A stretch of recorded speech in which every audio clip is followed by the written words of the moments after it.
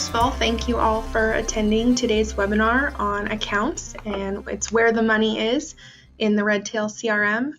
My name is Haley Mandrup. I'm one of the subject matter experts here at Redtail Technology, and we'll be talking about accounts in your CRM, where they are, where you can run reports on them, why they're important, and just how to work with them in general. So without further ado, we'll dive right in. Right now I'm on the Today page of the Redtail CRM. For most of you, this will be the default login page. You can always change your default login page to a different page in the CRM by going to your name in the top right-hand corner and then preferences as well. But for now, we're just going to start on the Today page, which is the default login, and you'll see my AUM in the top left corner here. It's a little inflated because this is a test database and we have some contacts in here with sample account information. The AUM will show for all users in the database all the time. Even if there are permissions on contact records, this AUM will reflect all assets for all accounts in the database and the total sum of all of those accounts. So that is something to keep in mind if you are a multi-advisor office. The AUM will show the AUM for the entire database, not just one advisor's assets under management. I'm going to go ahead and click into this AUM, and it's going to bring us to the Accounts tab. You can also select Accounts at the top. They both go to the same page, and now it'll show you a breakdown of the accounts in your database. You can see I have 124 open accounts, 3 pending, none under review, and 7 closed. And if you select into each of these, you can see a list of all those accounts as well. Then we have a nice little account summary with our average portfolio amount and then the total AUM number listed once more, and then a circle chart of our accounts by account type. There are quite a few account types in this database. It's an editable list in the database, so you can add additional account types depending on if Redtail doesn't have a default account type. For example, we've added kidnapping insurance, probably something you won't see in your database. But if I click on it, it'll take me to all accounts that have kidnapping insurance. So I'm going to jump back to the Today page and then to the AUM page. That'll show us our accounts, and then you can also see this same chart in list form by choosing this little list icon here, and it'll show you a breakdown of your clients' accounts by account type and the number of accounts with that account type. So we have quite a few accounts with an other type. For example, this could be something I might assess in my database. I have 44 other account types. I'm going to go in and categorize those more specifically so I don't have 44 as other accounts. And then of course the unlinked accounts section. So accounts can get into your database through 3 different ways, 3 primary methods of getting your accounts in the database. First is an integration. Here at Redtail we're all about integrations. We integrate with over 300 different companies, and more than 50 of those are account aggregation or custodian companies. This may include TD Ameritrade, Fidelity, Orion, Allbridge, or any account aggregator or custodian may have an integration with Redtail. Now, we call our integration snowflakes because they all are set up in different ways. So if you're looking to set up an integration with your custodian or account aggregator, then I would recommend calling our support team at 800-206-5030. And we'll reference the phone number at the end of this call as well, or at the end of this recorded webinar as well. But the benefit of setting up an account feed is that those assets from your account aggregator or custodian will automatically populate the CRM for you. So you don't have to manually enter the accounts, you don't have to manually enter the assets within the account, and then more importantly, the balance automatically populates within your database. It's usually a lag 2 to 3 business days behind the actual value of the account, but at least it does give you that amount to view and work with in the CRM. And then you can also send that information to other integration partners from Redtail CRM using our integration icon to send the account information, the asset information to a risk assessment platform or a reporting platform where you can then report on the accounts or run further analysis of the assets within the account from outside Redtail. So the unlinked account section is where these accounts first feed into your database. And if you do have an integration set up with an account aggregator, 3 main points come across from these integrations. It's going to be your account number, the account number for the account, the associated tax ID number for the account, and then the balance populated by the assets. So I'm going to go ahead and click into this unlinked accounts, and it'll take us to our unlinked accounts report or the unlinked accounts page. And you'll see I have 3 unlinked accounts here. The account title doesn't give me very much information about who the account belongs to. The account number is listed here since that's one of the 3 main data points that come over. And then here's our associated tax ID number. And this is really important because this helps me recognize who the account belongs to in my database, even if the account title doesn't have that customer's name, which in this case it does not. Then this little red asterisk is indicating that this tax ID number also exists on a contact record in my database. So if I were to choose Run Auto Link here, these 2 accounts with the red asterisks will automatically link to account records that have those tax ID numbers. I'm not going to do that in this case because I want to show a different way to link accounts a little bit further on. But you just know it is an option to run auto link, and these accounts will then automatically go to the records that have those tax ID numbers. This 3rd account doesn't have a red asterisk, so that means that this tax ID number is not on a contact record in my database, but that's okay. There is another way to link this account. I can go to this action icon to the left of the account and choose to link to contact. This will bring up a window where I can search for the contact if I happen to know the name of the person that it belongs to. So if this belonged to Indiana Jones, I could type in Henry's name, select his name here, and then link the account to the contact if that's who that account belonged to. So I'm going to exit out of here because that's probably not his account. I was just using him as an example. And that's the summation of the unlinked accounts report. So from here, we're going to go into a specific contact record and talk about the accounts from within a contact record. And we'll actually link this account number to a contact in a 3rd manner. So I'm going to go to my recently viewed icon in the top right-hand corner and select on my contact Maddie Clark. Once I'm on Maddie's main overview screen, I'm going to select accounts on the left-hand side to go to her accounts page. Now this account number, it's rather long, but you might recognize it from the page we were just on. It looks like the account is already on her contact record, but it's also feeding in through the unlinked accounts. And this can happen when you've imported from a previous database or another CRM company. You may already have accounts that were imported, and then they're also feeding in through the broker-dealer.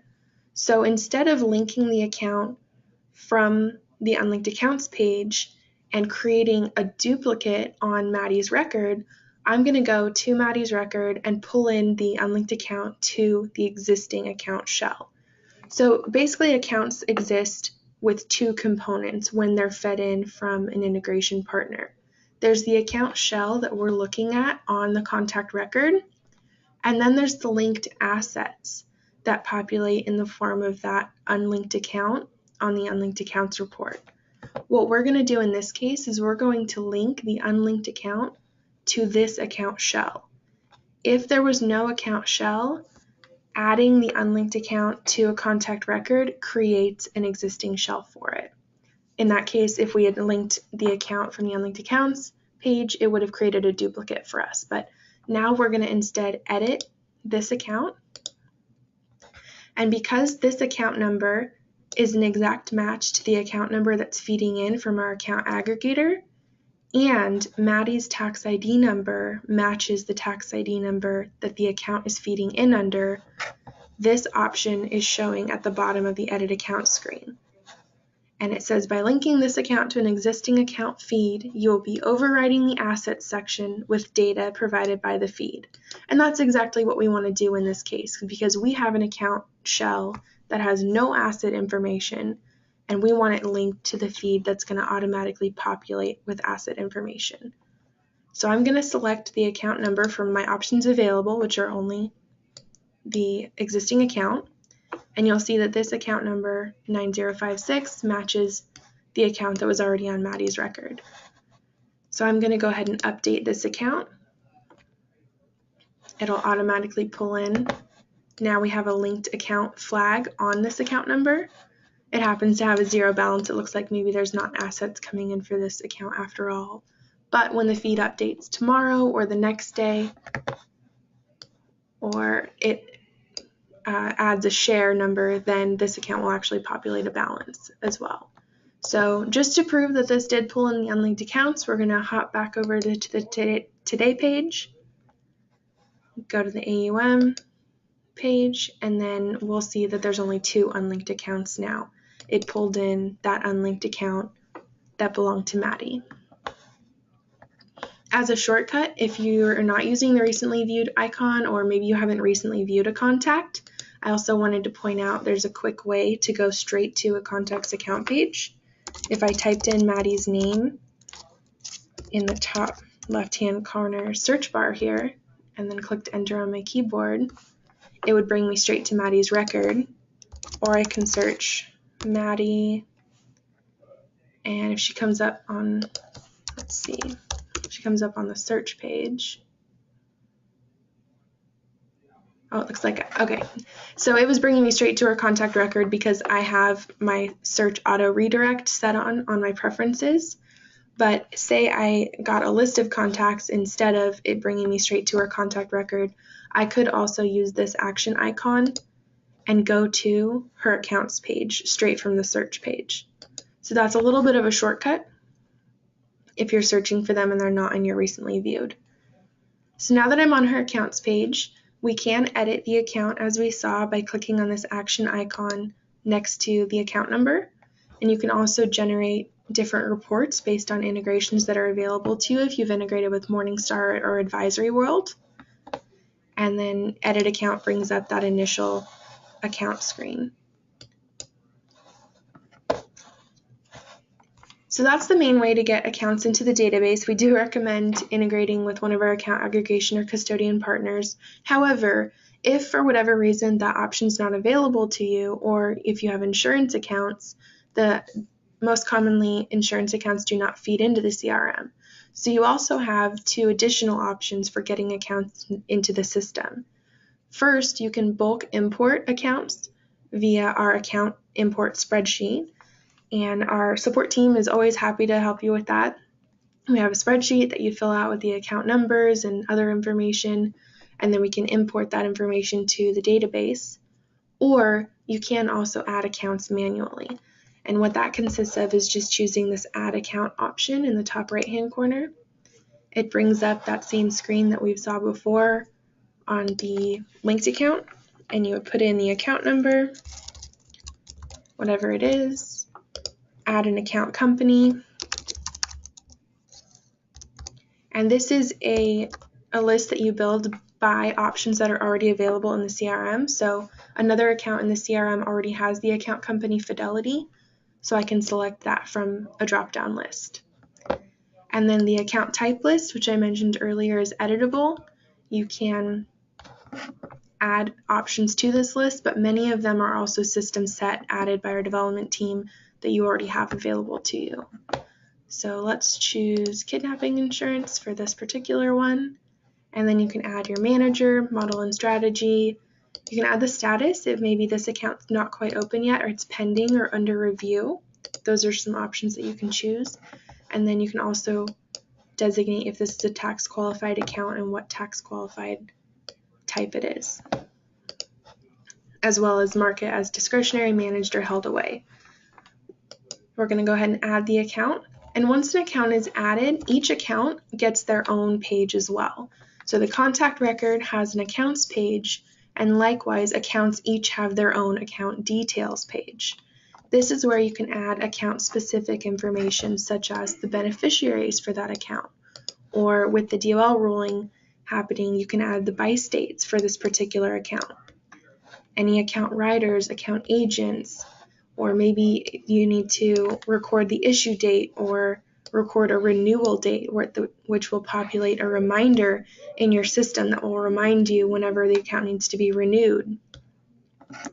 If this account has a joint owner, you can add a joint owner through the ownership section, so this account will show on both this contact record, Maddie, and also the other owner's contact record as well. And it can show in both of their assets under management for their family section without populating your overall database AUM multiple times. There's also general information, strategic allocation model, payment information, all account-specific information. And if for any reason we don't have a field that you want to record on a specific account, you can also add account user-defined fields. So in this database, in our new Tailwag version, you can add user-defined fields that are specific to an account or specific to a contact. Right now we're talking about account user-defined fields that are specific to accounts on contact records, meaning if you wanted to, you could record maybe who they inherited this account from if it's an inherited account, or other information that the database doesn't have for you. And then also it can be account-specific activities, notes, and documents. So if you wanted to add a note only about this account, you could click on this little account notes number. There's no existing accounts about this account, so you could add a note and designate it as being for this account. I'm going to go back to the accounts page on the contact record, and you'll notice that I have an AUM here for the customer, this particular client. And if I had a family for Maddie, which I don't in this case, but if she had a family, you could also show family accounts under this menu. Right now it will also show non-primary joint accounts. So if Maddie had a joint account with another contact in the database, then I could show and populate that AUM with all her other accounts by choosing this option. And then there's additional reports here that run for more than one account at a time,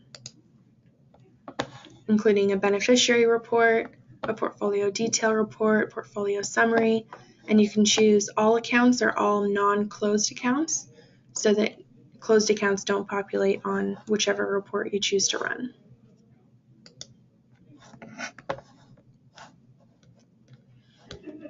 So that's all about the contact level and what the accounts look like on the contact record. Now we're going to move into looking at accounts on a database level and what they look like through our reports. So to access the reports, you're going to go to Reports on the left-hand menu of the CRM. And then Account Reports is the first one since they're alphabetical. And then we have all these different account reports based on the accounts in the database. You'll notice Unlinked. This is another way to access your accounts by Unlinked. And then you can also view if you have the database set up with an account aggregator or custodian, you can choose accounts by linked to see which ones are already linked. And the most popular, I would say, would be accounts by status. So you can jump into accounts by status and see how many open accounts you have, closed, and it has this nice format where you can view the account number, the type, the manager or model, and then which contact it's attached to. In all the reports in the database, you have access to the same 4 options in the top right-hand corner to filter, export to Excel, or run a PDF report of the accounts that you're currently viewing based on the filter. So if I choose this filter here, it'll show me, in this particular report, I can filter by the account status. So I'm going to select pending because I want to see all the pending accounts in my database. The report will update, I'll see the pending reports, and then I can export these to Excel, run them to a PDF report, or I can also send the contacts to search as well if I wanted to further search among these 4 clients or maybe run an additional action from the search page. Also under reports, once you're in the reports section on the left-hand menu, you can access all the other reports through these top menus, including the fiduciary reports, which specifically relates to your accounts. So under fiduciary, you can choose client summary or no contact reports. And these are relatively new reports in the system that will help you keep track of your clients as they relate to the DOL requirements as well. So you'll see I've got quite a few clients here, and then it lists any of their tax qualified or non-tax qualified accounts in this summary form. Just like the other report, we have filter, export, PDF, and search in the top right-hand corner. I'm going to go ahead and send these contacts to the search page, because that's what we're going to talk about next, is how to search contacts using account fields as the search criteria. So on the search page, we're working on a contact level. So it's important to keep in mind that even if you're searching for accounts that are open or accounts that have a certain account company, it is searching by contact.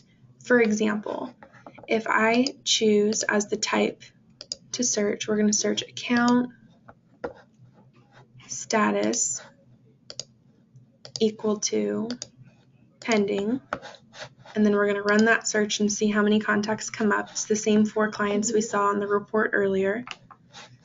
And then using our search, we're going to narrow that search funnel and add an additional criteria for account company equal to, let's do Fidelity, and run that search. So in this case, we did get one result, the client we were working with previously. Now this could mean that Maddie has one account on her record that is pending and another account on her record that has the company Fidelity, because it is a contact level search. It's not searching specifically on the account level. So if that were the case, if we were looking for an account that had both the status of pending and the company Fidelity, what we could do is select our results, and then using the contact options on the right hand side, we can export the information through our accounts by contact export to Excel. This is going to download an Excel report of the accounts for the contacts.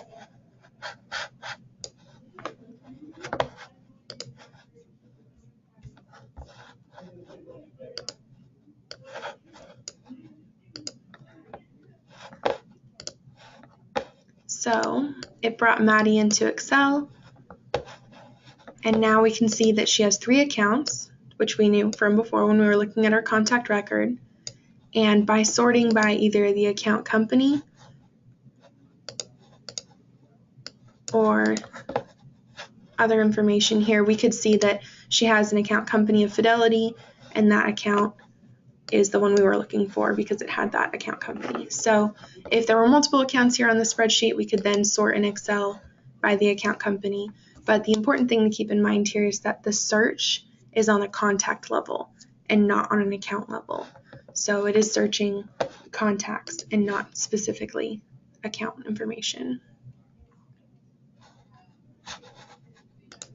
Going back to the CRM, we're going to exit out of this export page, and say we were getting an import of accounts into the CRM, or that we had an account aggregation or custodian company feeding in account information.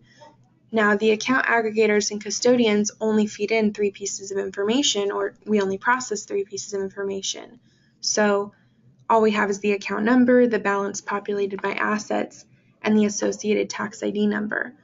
Well, naturally, you want to add a lot more information about your accounts when they're in the CRM, and there's an easy way to do that in bulk using an update via a spreadsheet method.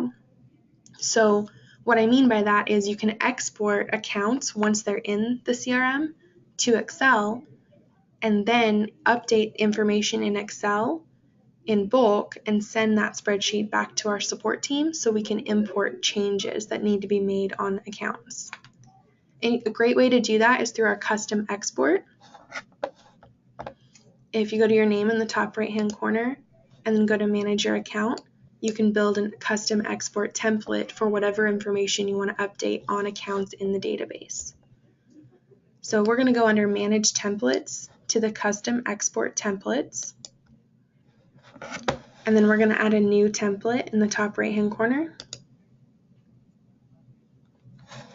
So in this scenario, again, I already have accounts in my database, but they only have balance information and very minimal other account information, maybe a status, maybe a company, but I want to fill out their companies and types in bulk and make sure that that information is accurate. So I'm going to name this account information update.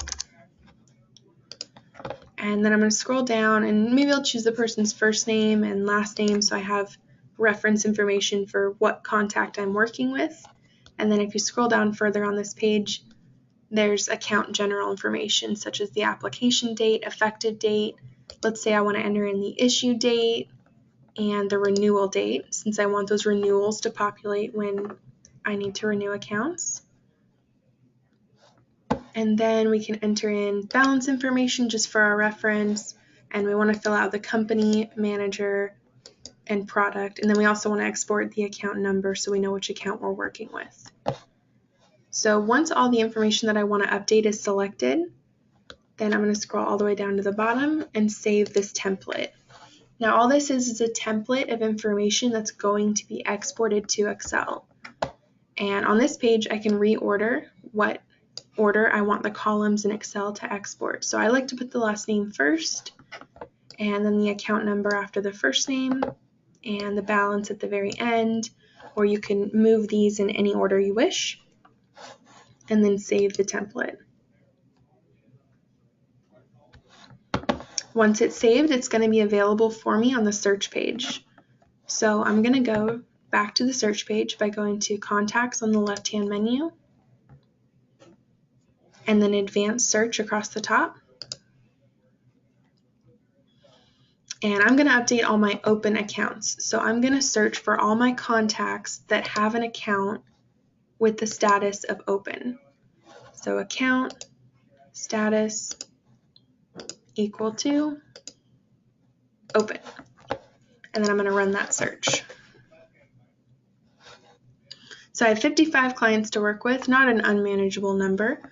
Whenever we're updating information, we do recommend working in digestible chunks. So 55 people, and I'm updating 4 or 5 fields for each of their accounts. That's a pretty manageable amount to work with in Excel. Where it gets to be unmanageable is when you're exporting 100 people and updating 20 fields per person. It can feel quite daunting. So work in little bits and digestible chunks, and we're going to export 55 records in this case. It's asking me, there's a total of 50 contacts on this page. Do I want to select all 55? Yes, I do. And then I'm going to go to Contact Options and Exports.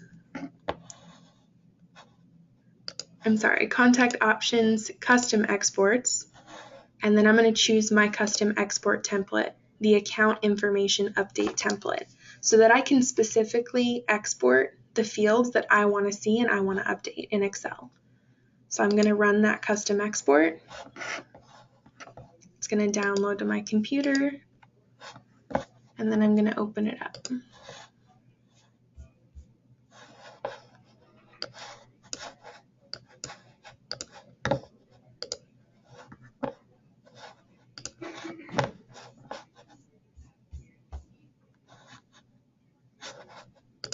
So once I have that information in Excel, I could then update the columns as I go with information from my account aggregator or custodian, or maybe I could export from their particular platforms and then update that information in Excel, send that Excel spreadsheet to our support team, and then we can import those changes to the accounts for your database in bulk. So that's a lot easier than going into each particular contact, entering in their company, product, issue date, and account specific information one by one. So it's just one of the many available options to you. Let's go ahead and jump back into a contact record, and we're going to talk about account-specific reports from a contact record. So I'm going to go back to Maddie Clark's record, back to accounts on the left-hand side. And now we've talked about database level reports. We're back on an account record or on a contact level, and then you can also run account level reports from this action icon through different integrations like Advisory World or Morningstar. And these reports are much more specific to the specific account. You can also view feed details if it's fed in from an account aggregator, or move an account from one record to another if a contact was deceased or passed on an account to another record in the family or database, and they moved the account for whatever reason from one person to another. You can move an account within the database as well without deleting it or re-adding it. You can easily move it from one record to another. Thank you for joining today's webinar, and as always, if you have any questions, feel free to call our support team at 1-800-206-5030 or email support@redtailtechnology.com. Thank you and have a great day.